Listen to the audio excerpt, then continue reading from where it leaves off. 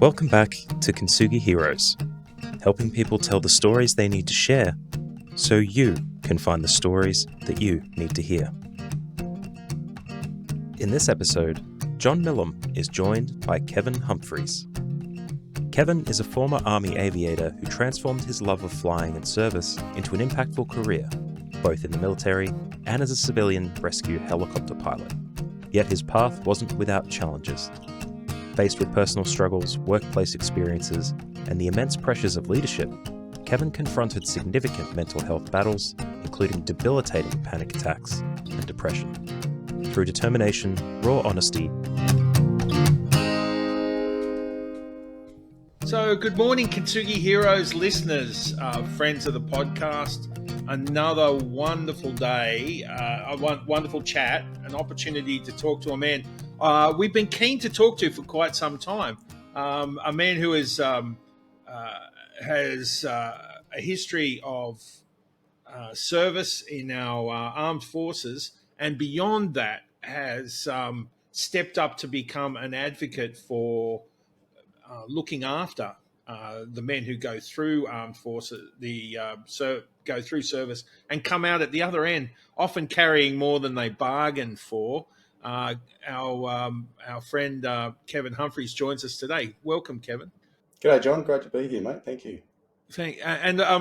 We've discussed you are a leadership consultant, founder of a suicide prevention organisation focusing on veterans, and a speaker and a man with lived experience of that very journey that you're looking to help. That's such a, often we come from that place of finding our own challenges and then deciding to do something about it as part of our recovery. Is that your case? Yeah, it is. It's sadly all too common that if it doesn't kill you, it makes you stronger. And, that's the case for me too. I love the idea of lived experience driving, support for the people we know how to talk to as a consequence of both our original background and then what we learned through our own journey. The journey to get to the services is always interesting to explore. So, I understand you grew up in the Blue Mountains. How does a young and obviously the boys are a bit wild up there. I've played footy against them and they're pretty full on. So How does a wild young man from the Blue Mountains end up an Australian aviator? Mate, playing football up there, whilst it's pretty cloudy a lot of the year and it gets a reasonable amount of rain, the footy pitch is still rock hard. So since I was a little boy, I remember watching army guys running through the bush on TV and just sitting there mesmerised by it, just going, man, that looks amazing. I want to do that. And no idea what it was or what it meant or anything, but just mesmerised. But what really mesmerised me was, as a pimply-faced teenager, standing out in the backyard watching rescue helicopters fly overhead. So where we lived, there was a small local footy oval about 2 streets away, and the topography meant that when the rescue helicopters came into land, they landed at that oval pretty regularly, either doing hospital transfers or refueling to go and search for lost bushwalkers or whatever. And the topography meant that they would typically fly over our house on approach into land. And I'd just be standing at the back just in awe of these things. And I just went, I've just got to do that. Like, that is just amazing. And then in year 11, I found out that the Army had helicopters. It's like, beauty, done. I'm in, got me, sold, hook, line and sinker. Wow. And so I found out how to get in the Army, how to become a helicopter pilot. And so I couldn't get out of it. No, I didn't dislike where I grew up or anything else, but I just couldn't get out of there fast enough because it was about getting into the Army and becoming an aviator. And then everything just was a beeline from there. Such a level of commitment, right? So you hear those stories. knowing what you want to do from an early age, which is kind of a rare thing, right? Like, how did I'm the very world fortunate. how did the world respond to you? How did school and your mates and your parents respond to that? Yeah. Well, I actually kept the aviation bug hidden, dare I say it. And the reason I did that was my older brother wanted to go in the Air Force as a pilot, and that was his dream. And unfortunately, he wasn't able to for a couple of different reasons. And I didn't want to be the jack little bugger Yeah, that was now chasing his dream. So everyone knew I wanted to join the army, like everybody knew that. And so I joined the army. And if I didn't become an aviator, I would have become an engineer. And so I was happy to look at the engineer road if the flying didn't work out. And but whilst I was there, then started the process. I'm not sure exactly of the process now, but back then you didn't actually start your aviation selection process until you were in. And so, in second class is when it started, and it seemed like every man and his dog wanted to become a pilot at second class at Duntroon. Bloody competitive choice you were making. Yeah. Huge. And one of the good things was I honestly had no idea about how competitive it was. I was so fixated down the straw of just me being the center of the universe. I just want to get in the army and become a pilot. I didn't even think for a second about other people might want to do it too. And anyway, got in second class, started the process. I don't know, 80% of the class wanted to try their hand at it, which was awesome, good.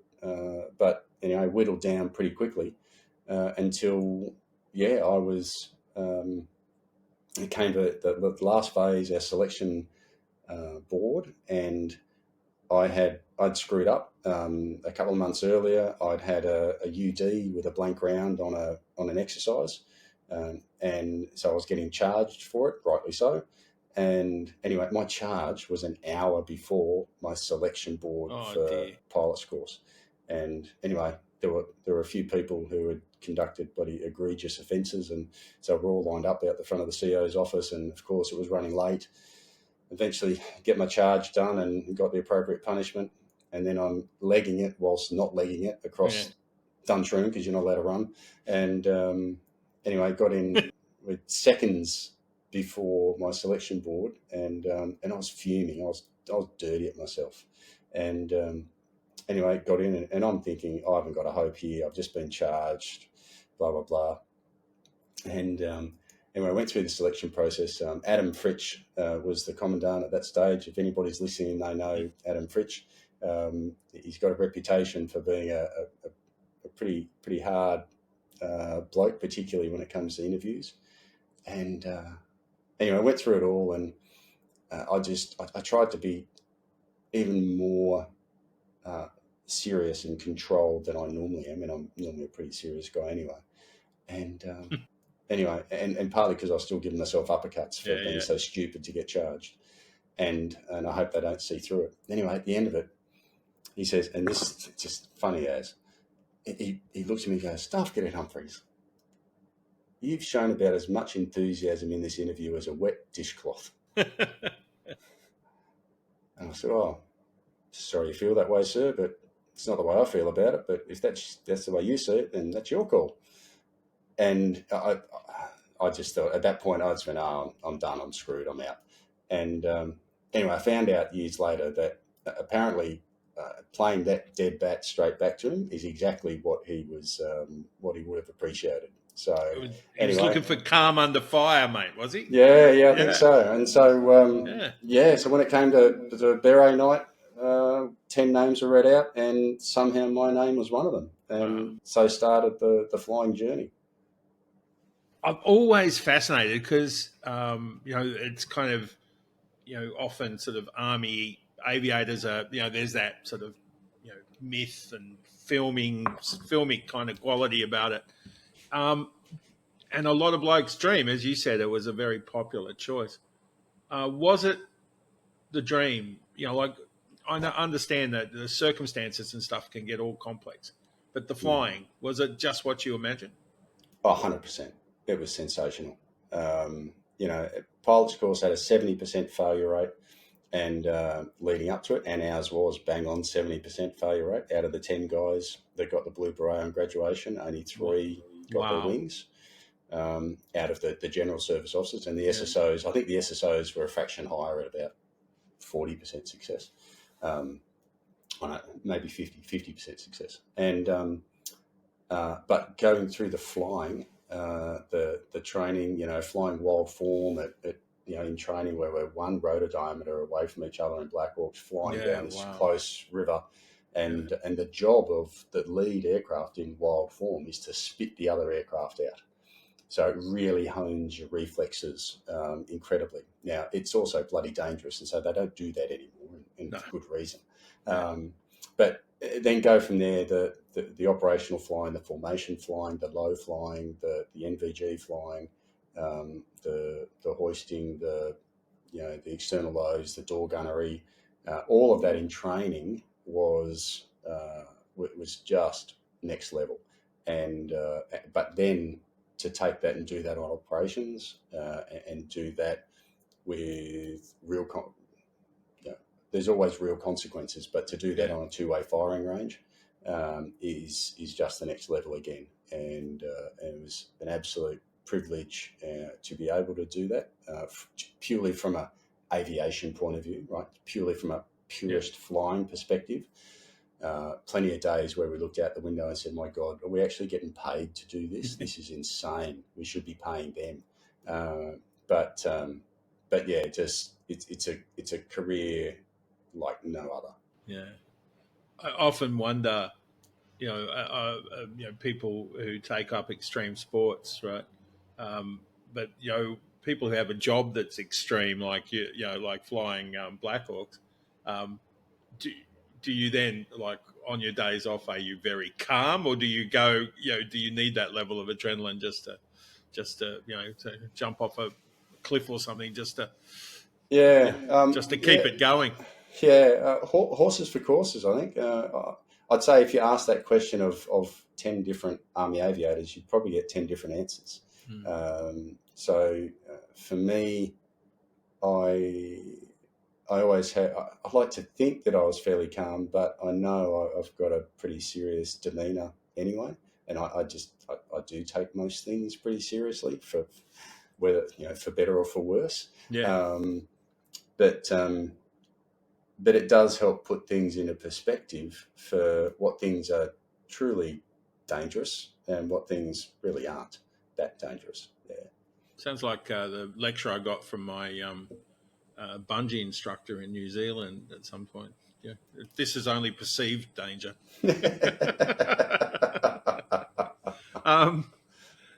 It's interesting because, jumping ahead a bit, of course, you then post-army, you kept flying. You became the rescue helicopter man, which is as I imagine personally, is as close to that kind of operational level of flying, that you had in the army, as you can get in the civilian world. Is that the case? Is that absolutely. sort of a next level? Yeah, and that's partly two things drew me towards that post-army.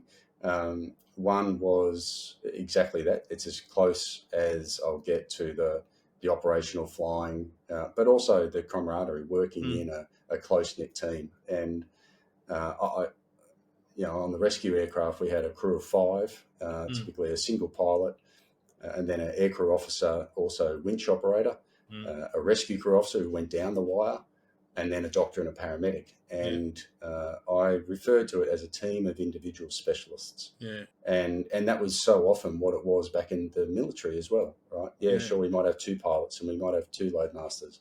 But, on the Chinook, we had an aircrewman technician, and then we had technicians on the ground. We had specialist refuelers and ops guys and all this kind of stuff. And it's the whole team that comes together, bringing all of their individual specialties with it. And the second part that really led me towards it was continued service. And, in the military, we serve the nation. In the emergency services, we serve the community and the state that we're in. And it was a continuation of that service that was very, very important. I love that idea. I personally have a philosophy of service. Is that something you believe elevates us, right? Is that an important? How do you see service, right? When you devote your life to it, how important is it? A value, or is it just a job? Yeah, no, it's so much more than a job, and I actually believe it's innate Yeah, for most people who go down a form of service, uh, and I believe that the military and the emergency services, I believe that people basically self-select into yeah, those yeah, professions, and interestingly though, and again was kind of jumping ahead, but um, if you had to ask me, 10 years ago, if I was going to become, a speaker mm, and a coach and a trainer and all yeah, these things, I would have laughed at you. I would have said, not a chance in the world. Right? I'm in a uniform. I'm a doer. I'm an operator. I go and do the job.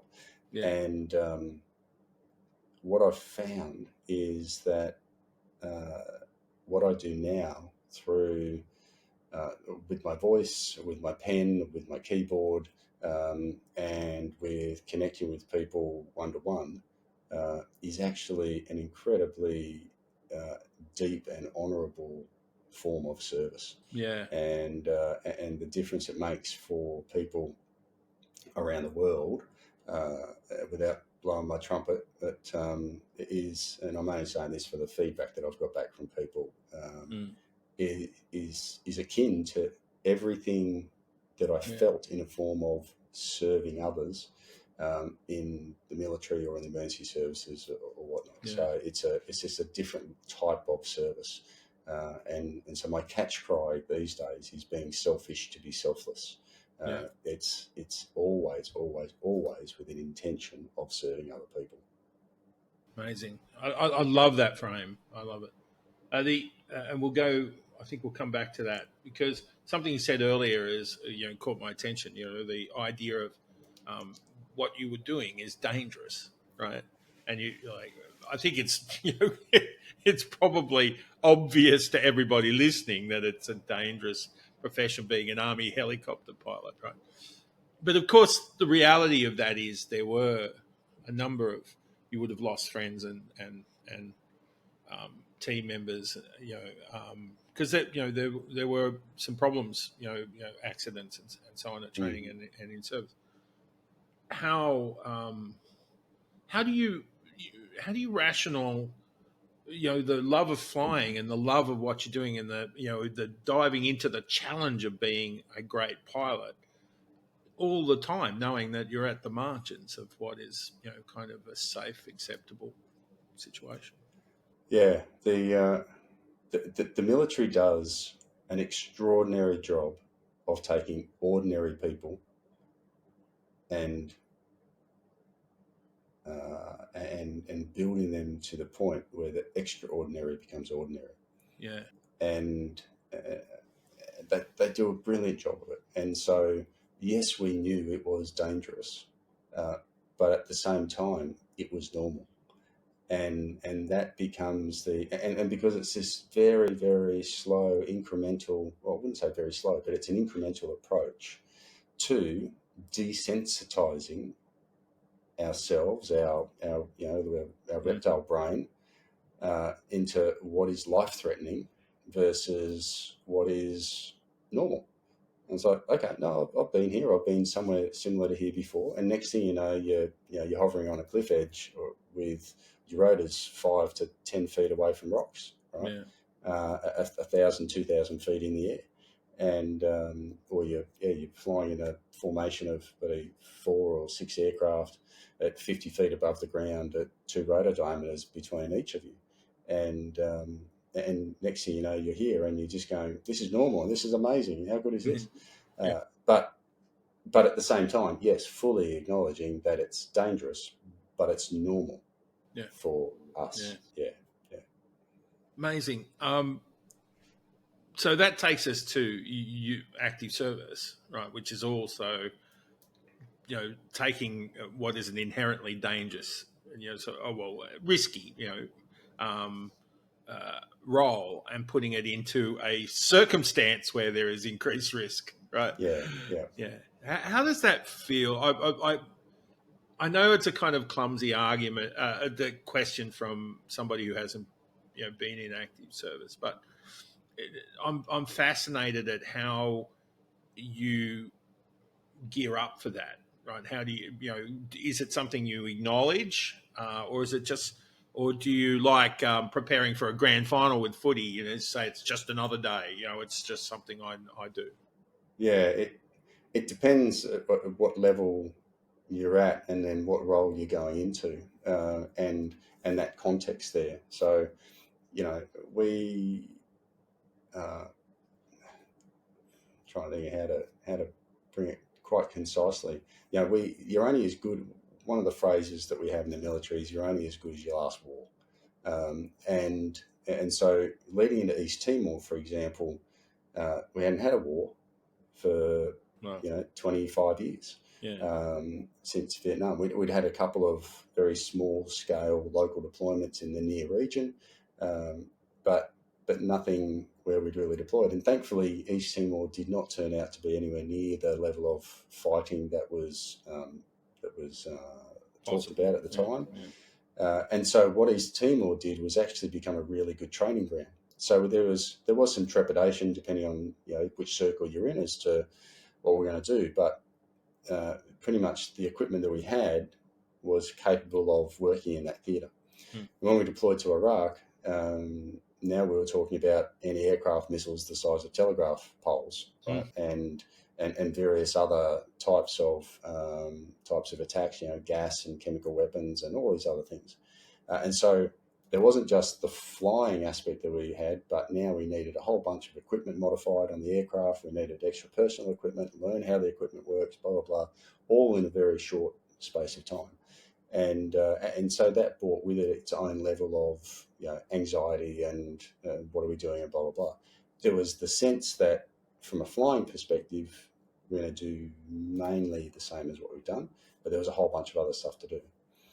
Go to Afghanistan, and then it was the next level again of still with a lot more modifications to the aircraft that were required, a far, far higher risk of being shot down and this and that. The environment was huge, and one of the things that was said to me often was that our greatest threat is surface-to-air missiles and this and that. It's like, no, you've actually got it completely wrong. Our greatest threat is ourselves. Our greatest threat is us making the right decision too late or the wrong decision, and that then leads us down a path where we have an aircraft accident because of our own making.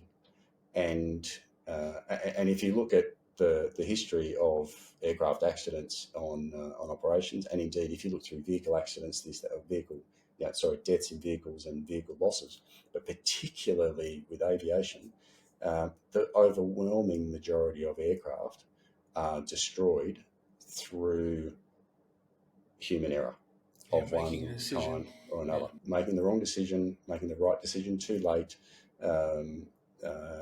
other interactions in the cockpit that weren't appropriate. I saw one where an Apache was destroyed. They basically flew it into the ground because they weren't sure how to change the frequency on the radio, and both heads were inside and looked up. There was a Black Hawk in front of them, and they overreacted. And I'm not having a go at the pilots at all, right? I'm just saying that, but it was the pilots trying to work out how to change the radio in a certain context that led to that, right? And so there's absolutely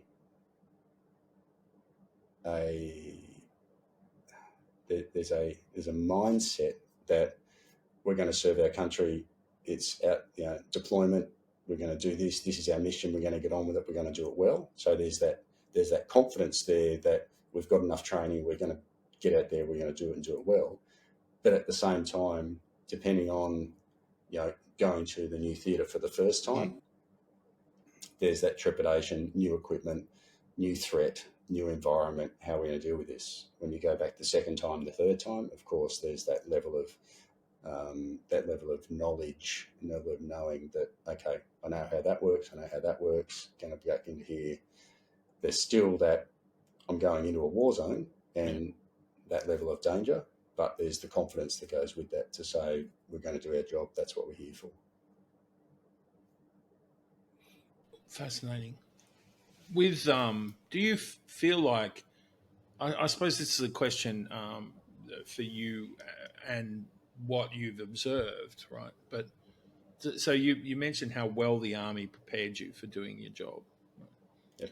But what you've just described is an incredible environment of stress. So you're in threat a lot, Yep. right? And the threat's real, so it's a reasonable thing to be in threat, right? Yeah. Do you is that training enough? Men in particular, or personnel, is that something people are capable of handling all the time? Like, we understand that there's a cost to that, but it just seems like being in that level of stress with those low margins, that would be something that nobody is equipped to handle.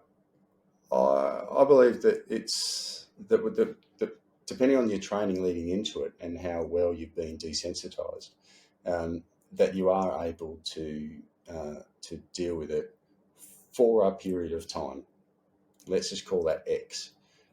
Now, what X is for me may well be different to what X is for you, and then also depends on the intensity of what goes on, and and whether it's the threat of this thing happening, right, or if you end up really in the middle of it, and then that will impact on X and how long you can be in it. There's a number of studies that looking at when you go through a firefight, and I've never been in a firefight on the ground. Rockets and bullets fly around when we're flying or when we've come in for a landing, but I've never been a soldier on the ground, so I can't say what that is like. But there's a real dopamine rush when you survive that and get back out of it, and it's almost like a hit, where you go, man, that was amazing. Let's go and do that again, right? Now that's not rational, right? Let me go back into that environment again, right? Because I just feel amazing to get out of that. It makes no rational sense to want to go back into that, but that is something that a lot of soldiers go through, right?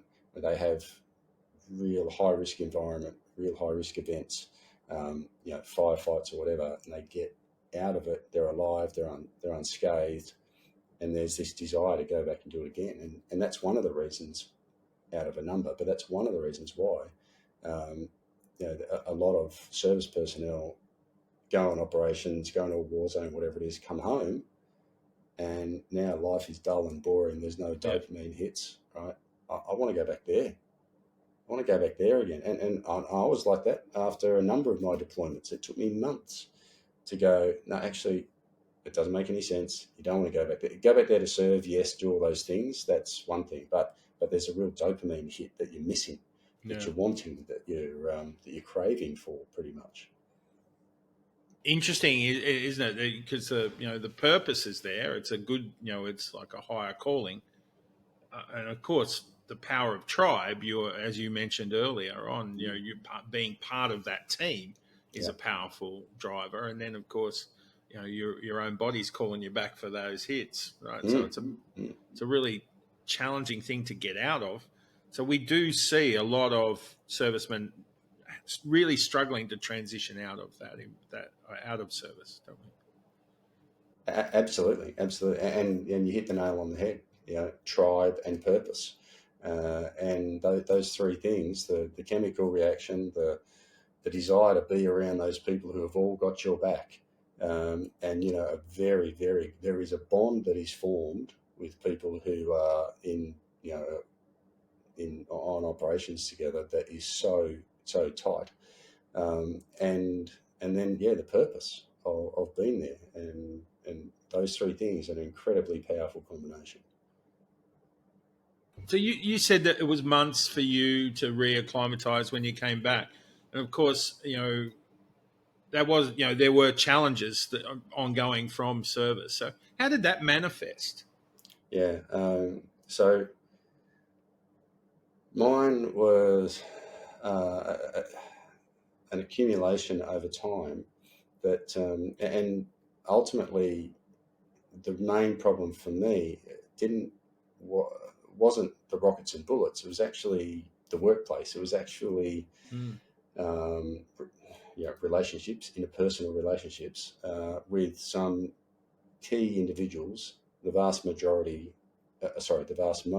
compared to all those I came into contact with, and I didn't realise how much I was letting it get to me over time. Yeah. And then the pressures of command at the end were just the final, towards the final straw. But yeah, so I mean, if I go back, mine started in 2000. It was my first trip home from my first deployment in East Timor, and where nothing particularly happened. Like it was all but a non-event. Some great flying, some incredible flying, and all that, but really nothing of note happened. And I was going into a shopping centre to get a loaf of bread. Went through here in Brisbane, and big double glass sliding doors opened. It just seemed like a flood of people came towards me, and I just flattened myself against the glass shop front. Right, my body just threw itself against this shop front to get out of the way, and I remember almost looking at myself, going, "What's up with you? What's going on there?" And not being able to answer myself, and it's like just petrified. And anyway, the flood turned to a trickle, and I eventually peeled myself off the glass, got in, got the loaf of bread, and ran away basically. And I didn't tell a soul about that. I didn't tell my wife. I didn't tell my mates anything about it, because I was confused, embarrassed. Like I didn't know what. I now know that was a panic attack. Yeah. But at the time, I had no language to wrap around that. I had no understanding of what that was. It just hit me out of the blue, and so I didn't tell anybody about that. And then 2003, some real workplace bullying started to happen with a particular individual, and that was really, really unsettling for me, to the point where a particular thing happened, and I wasn't able to raise my hand in public, right, just to ask a question. Yeah. I'd never had a problem with that, but every time after that series of events that I tried to raise my hand, I would just explode in sweats. My heart would race. I would feel like it literally wanted to jump out of my chest. And I'd be trembling and shaking. And it's like, just because I'm trying to put my hand up to ask a question. Unbelievable. And and that ended up lasting for about 15 years before I was finally able to deal with that fully. I learnt ways to mask it and whatnot, but it was just destructive in stopping me from doing so many things. And then as time progressed, I just found I was getting a shorter and shorter fuse. People were certain individuals were just getting on my nerves like nothing else, and I was being undermined by certain individuals, and then 2007, in Afghanistan as the CO, and I've got standards this high that I can't reach, right? Let alone anybody else having a hope of reaching them, and I'm just continually angry and frustrated, and there's a young female officer that I had in the office, giving her a dressing down because of some, I'm sure, the most ridiculous misdemeanor. And unfortunately, I can't remember that young lady's name to apologise to her, and I can't remember, no idea what it was about. But I just remember giving her the dressing down, and then realised she wasn't looking at my face anymore. She was looking at my hands, and I looked down, and my hands were just shaking like crazy. And I tried to stop them, and I couldn't stop them. And I was like, oh my God, the game is up. And then I asked for some help. It took a number of months to be able to see a psych. When I did, the psych and I didn't gel. It just was not working. And I thought, if this is the best the Army can do and the best that psychology as a field can do, then I'll do it myself. And started hitting the bottle and just down this self-destructive path, which, of course, when you're in the middle of it, you think that you're doing, or not necessarily the right thing, but you think you're doing something that at least eases the pain. And I had night terrors coming back. I had 3 little kids under 8, and I didn't want to be around them at all. Noise and mess and whatever. Bullying was rife at work, again, from just 1 or 2 individuals. And I was like, you know what, I don't want to be at work. I don't want to be at home. I don't want to be awake, and I don't want to be asleep. I just don't want to be anymore. Like, I'm done. And so I started working out ways to end my life. And so Monday morning at home, laying pavers. And so anybody who's listening to this, if you're pretty handy on the tools, I want you to imagine this. So just take notes, pretty complicated. We're at a rectangular area. We're at 2 45-degree corners. Then we got square pavers. All right, it's sounding pretty complicated so far. No.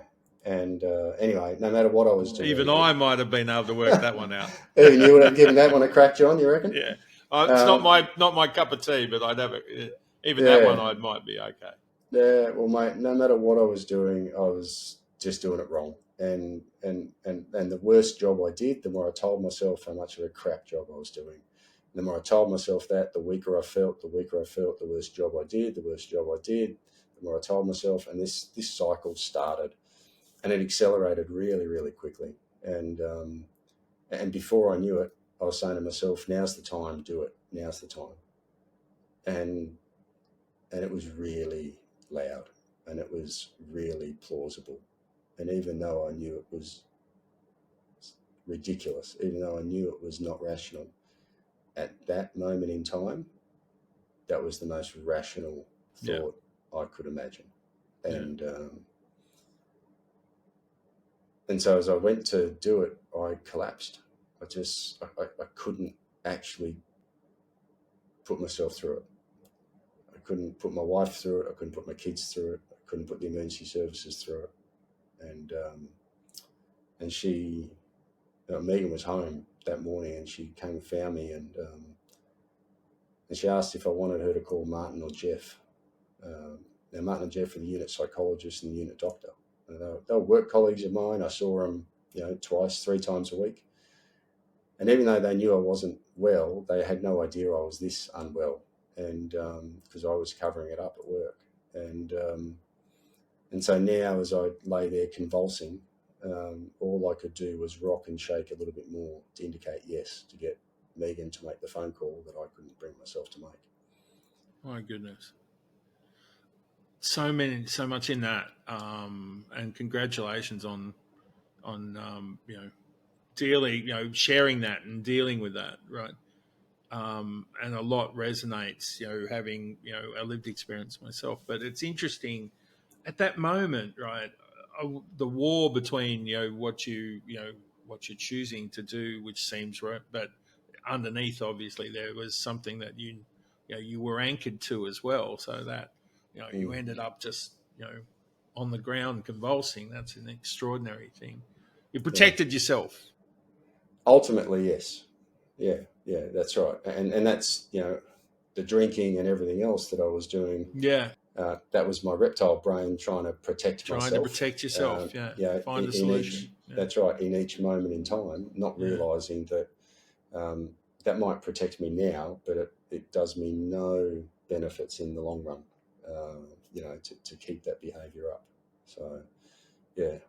Very challenging. The next period, how did you go with, accepting where you were? Yeah, mate, you just hit the word on the head. You just nailed it with that one. And quite frankly, I did not accept it. and that only prolonged the agony. So, you know, I said to myself, you know, a bunch of different things, but one of them was, you know, I was 35 when that happened. Wow. And so I said to myself, you know, will this matter when I'm 50? No way. I'm going to be through this by then. Will it matter when I'm 40? No way. I'll be through it by then. Will it matter when I'm 38? Ooh. Will it matter when I'm 36? Oh, shit. And I'm like, right, I've got to get on with it. And so in true, you know, Humphreys military fashion, it was just up the guts with lots of smoke, head down, bum up, make it happen, drive on with a plan. And so I did, from a very logic head perspective. Wow. And that got me moving, right? And psychiatrists, psychologists, counsellor, like a whole bunch of all the professional help, which was just magic. You know, anybody, it's not a privileged white male thing. It's anybody who served in the Defence Force is able to get that help that they need. And but whilst I was working on my head and I was getting myself, what I realised was that I got back to work, but deep down I still had this incredible feeling of shame and failure. And so I how I describe it is that I got functional again. Yeah. But I still wasn't living properly, right? And so it was time to leave the army for a bunch of different reasons. And I said to my wife, I said, listen, I don't want anybody knowing about this as we go into the civilian world. I want to keep it a secret. And so she agreed. And what we didn't, and so people who would normally come around to the house were now not welcome. Right? Wow. I didn't want anybody coming around. And so we rebuild our lives so that this topic would never come up. And it wasn't until we're getting some professional coaching or business coaching 7 years later. Yeah. And this lady said, you know, Kevin, you're doing pretty well, but there's something you're not telling me. I know you're not being honest with me about something. Yeah. I was like, no, nothing to see here. It's all good. No worries. And she's like, well, I know you're lying to me. So anytime you want to fess up is good, but if you don't fess up, we're not coaching anymore. Yeah. I was like, ooh, ooh. Wow. And you know, tough love. But it was the agreement that we'd signed, right? We will be completely open and honest, do everything that she asks. If we don't, the coaching agreement is terminated. That's it. We'd signed that. We agreed. And anyway, so a little bit more went by, and then she got the secret out of me.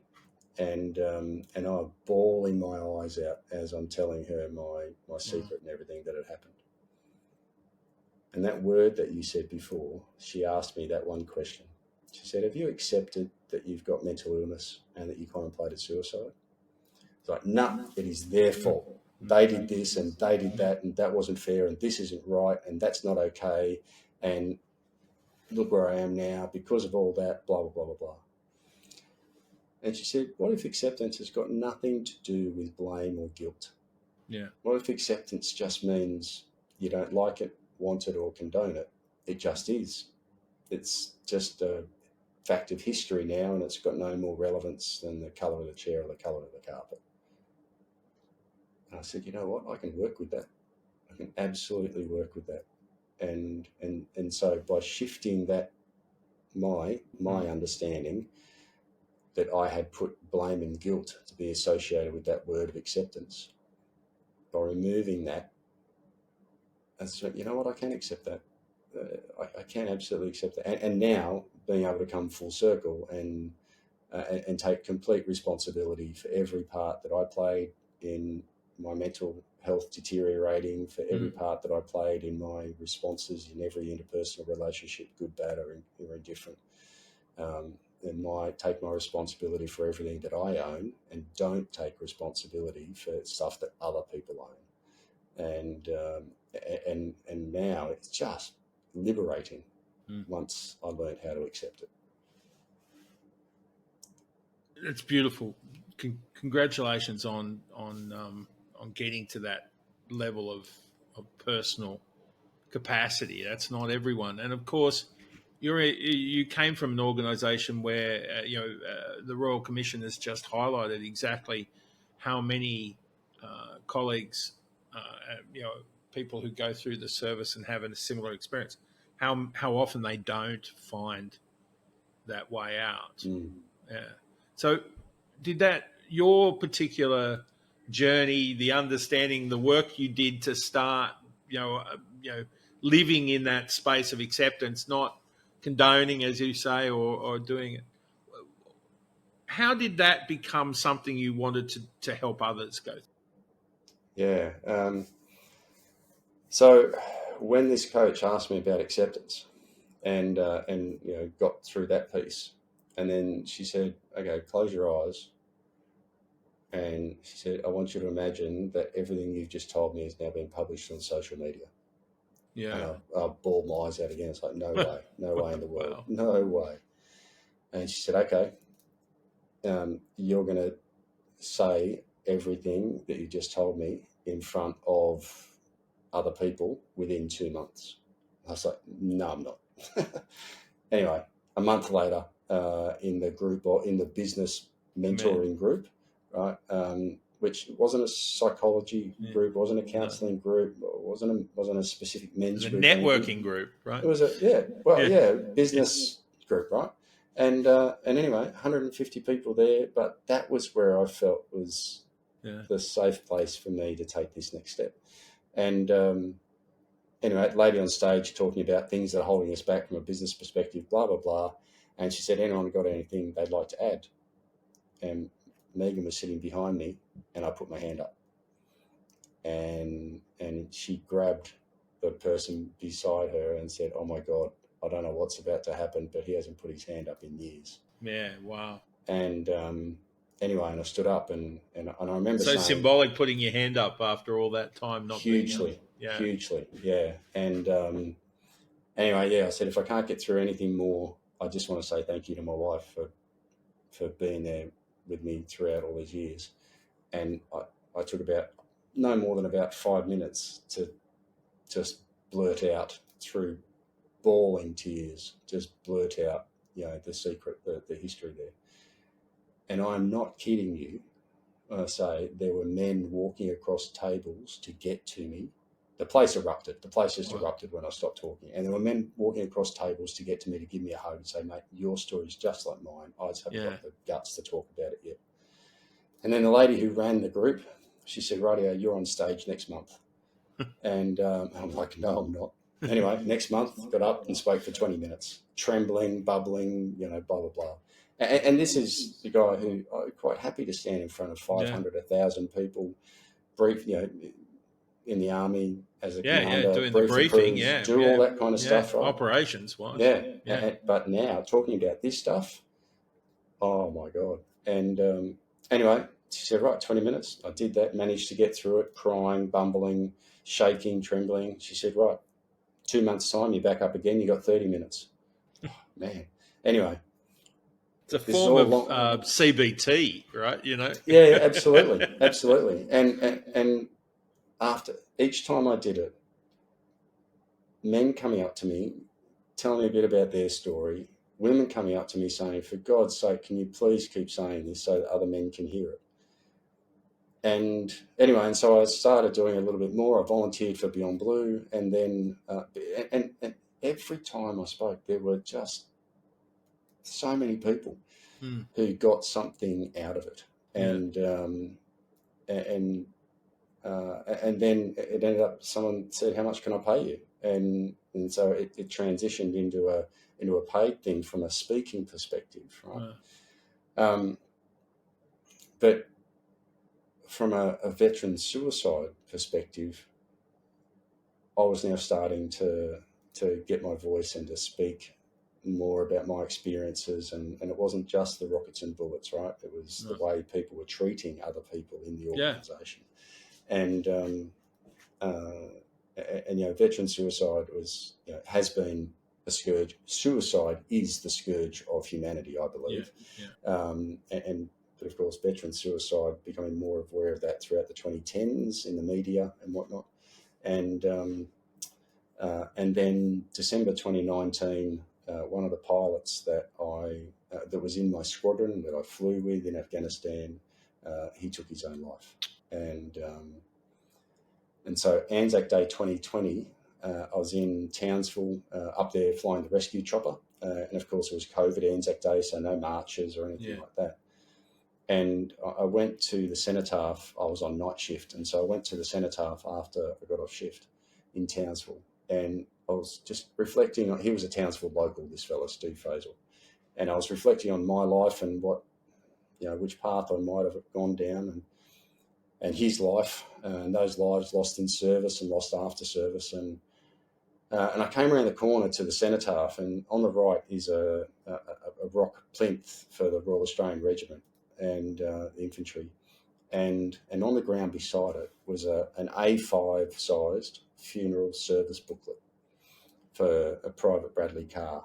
Now I didn't know Bradley. I'd never met the man, but he took his life on Anzac Day the year before, and he was 34 when he took his life, and I was 35 when I almost took mine.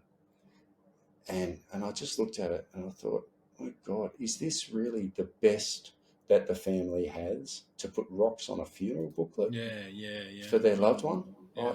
That's not right. That's not okay. And I know that families of generally speaking, I'm just going to go a slight tangent, come back. Of course. The military, the number one thing in the military is to be proud of your mates, to be proud of your service, to be proud of your country, to be proud. And that's backed up very quickly by don't you ever go jack on your mates, right? And so when I had my breakdown, I felt I was the jackest person in the world. How dare I, right? And there is a belief. I hope it's changing now, but there was a belief that if someone takes their own life in the military, then that's the ultimate jack act, right? And so, like I say, I really hope that is changing now as time goes by. And so, other soldiers know that. A lot of families know that, and I believe that there is really nowhere for families to go on days of remembrance where they felt welcome, right? Because there was this undercurrent of that person being jacked by taking their own life, and so I looked around and I thought, this has got to change. And I just went, I'm going to get a memorial put in right there, pointed to an area, and so that was Anzac Day 2020, and on 10th of September, World Suicide Prevention Day.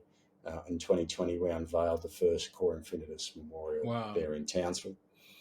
And Cor Infinitus is Latin for infinite courage. The word cor, spelled C-O-R, means heart, and heart was the original root word of the word courage, because the original meaning of courage was to speak one's mind by telling all one's heart. And I thought, if ever that describes a group of people, that describes the families of those who have served and taken their own life. Yeah, wow. And the families need infinite courage.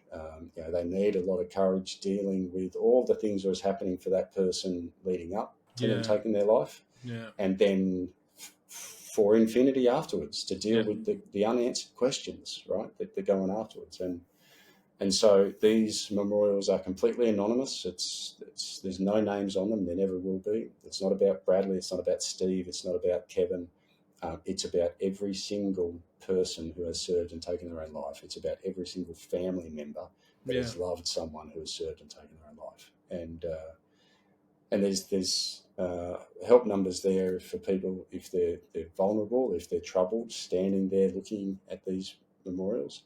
But I reckon more importantly, the third part that's on these plaques, these memorials, is a statement from 5 people who can help them step back, seek help and seek life. And who those people are is, I reflected on why didn't I go? And because ultimately my wife and children. And I thought, how do I get my wife and kids to talk to everybody, right? And so that's ridiculous. And then I realised not everybody's got a wife and kids, right? Yeah. No. And I said, but you know what? Everyone's got a parent. Everyone had a mate at some stage. And so I've got a parent, a partner, a child, a mate, and someone who attempted suicide but survived and is very happy that they're still here. And I got messages from those 5 people, and they are real messages from real people who have experienced of veteran suicide. Wow. And they're on this plaque, and each one individually, you can tell the deeper story, but together they're quite a powerful message to help grab people and say, hey, there's another way. You don't need to do this. And so there's 21 of those memorials now, various parts around the country, and from Coranda through to the Shrine of Remembrance down in Melbourne, over in Adelaide, and there's more coming, planned in Darwin and Perth, in Hobart, just out of Hobart, and various other places. And it's my aim to put one in every city, suburb and town around the country, so that families have got somewhere to go that's tangible, and they can mourn and grieve and hope and heal. Absolutely, it's so beautiful and powerful. I'd love, to me, it's stick it on every cenotaph and every memorial in the country. Why not? Yeah, so absolutely. much meaning in it. Yeah, fabulous. Yeah. So the mission became to share that wonderful wisdom to help people like yourself anchor in that moment. Do you think, and it's an incredible vision. I love it. That's your bit. What does the community need to do in response to something that is just really unfair and unconscionable? The loss of men of service too young for what seems to be preventable reasons. Yeah. In many ways, I think if I knew the answer to that, the problem would be less than half of what it currently is. Yeah. And I don't know that anybody has the true, real answer for that. The one thing I would say is to offer compassion and understanding rather than judgment is the number one thing that we need. Choosing suicide. I can't speak for every single person, but it often, as I said earlier, at the time when you're in that moment, it actually seems like a rational thing to do. Yeah. Right. But your mind is irrational. Your mind is unwell. But to you in that moment, it seems rational, and it seems like you are doing the selfless thing to make everybody's life better. Right. So. But we know that it's not, right? We know the ripple effect is huge. At least 11 people for every one suicide. And so, from a community perspective, I would ask for understanding and compassion, especially towards those veterans, right? But where it's needed almost doubly so is actually for the families. For the right? families, yeah. Don't shun the families. Don't turn your back on them. Don't think less of them. It wasn't their choice, right? It's now their burden to carry, but it wasn't their choice, and the families need a lot more understanding, a lot more compassion than what they currently get. Beautiful. You mentioned earlier your I think before we started recording that your son was following in your footsteps, and that other young members of your family had chosen service as well, which is like I could imagine you would feel pride. Do you also feel fear? Is that a worry for you? It's not. We've had some really very open, very very raw conversations. My kids know my full history and my full story, and we have a really, really good relationship to be able to have very open and frank conversations. And so, I'd like to think that my kids have both eyes wide open, and I was very blinkered when I went in there. As I said, I just wanted to be green, fly helicopters, go hard, right? And I had this very naive expectation that everyone else was the same as me, right? And that everyone goes through the college of knowledge, as we called it, and we all went through the cookie cutter, and we all came out exactly the same way, exactly the same shape, exactly the same thoughts, exactly the same expectations. Nothing can be further from the truth. And so, yeah, my kids, I'd like to think, have got a both eyes wide open approach to a lot of things about life now that I didn't necessarily. From the and that's about dealing with the workforce and dealing with the pressures and all those things. From the point of doing a dangerous job, there's that element of fear that's associated with that any parent would have, but I'm quite confident that they've got good heads on their shoulders, and they're okay. So you've done it. The lived experience trickled into a little bit of their preparation, which is wonderful, right? As well as the organisation, which is supporting other families. On that, would you encourage young people to take on service? Absolutely. I'm all for it, and I said to our children growing up that if you want to join the military, we support you 100%. If you don't want to join the military, we support you 100%. Whatever you do, have a purpose, have a passion, and go and do it, not because you want to do it for your own sake, but do it because you want to do good in the world. And so I believe that the serving through the profession of arms is the most noble form of vocation you could ever ask of anybody. And so I do absolutely promote it or encourage it for people. That said, if they don't want to go and do it, no problem. Just do good in the world somewhere, and be passionate about it. Yeah, a million pathways to being a good person. Absolutely, yeah. Incredible. Just to maybe finish up, it's been an amazing journey to the wisdom you've shared with us today and the work you've done, which is just an incredible CV to have. What are you looking forward to now? What's you're still in service to community, and you so eloquently described coaching and mentoring and sharing your wisdom. What are you going to look forward to? Yeah, I'm looking forward to help guiding others navigate this path of leadership, whatever that is for them, and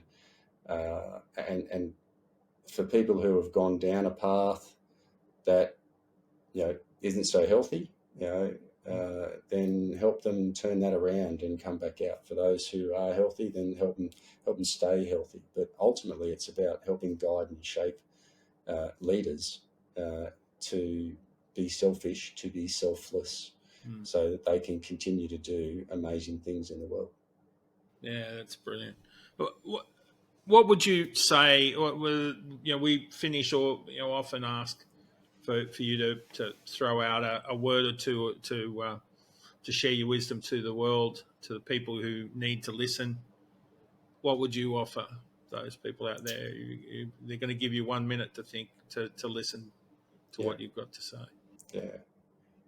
If you do nothing else, be intentional. Whenever you are, if you're anything less than intentional, then you're off the mark, you're aimless. You might be well intentioned, but there's no guarantees that it's actually going to land, whatever it is, right? But when you're intentional, then that comes across in your words, in your actions, in your posture, in your tone, in everything about you, and then there's very little room for miscommunication, and also you yourself will be on your path. You'll be intentional about what you want to do today, tomorrow, and the next day to achieve your goals and make the world a better place. Fantastic. So, mate, thank you so much. First of all, thank you for your service, and then thank you for sharing the journey that you've had through that and into what is an amazing contribution beyond that, just the service. So it's been fascinating, mate, and I've really enjoyed chatting. Thank you so much, Kevin. Thanks, John. Thoroughly enjoyed it as well, mate. Thank you so much. Good luck, mate, and continue that wonderful work you're doing. Cheers, bro. Will do. Cheers. Thank you for listening to this episode of Kintsugi Heroes. Thank you to Colin Lilly for permission to use Broken as our theme music for this series. If you enjoyed this conversation, share the podcast with a friend and let us know by leaving a rating and review on Apple Podcasts, Spotify, or wherever you get your podcasts. If you'd like to support Kintsugi Heroes and the stories we share, head to kintsugiheroes.com.au and follow the instructions to make a tax-deductible donation.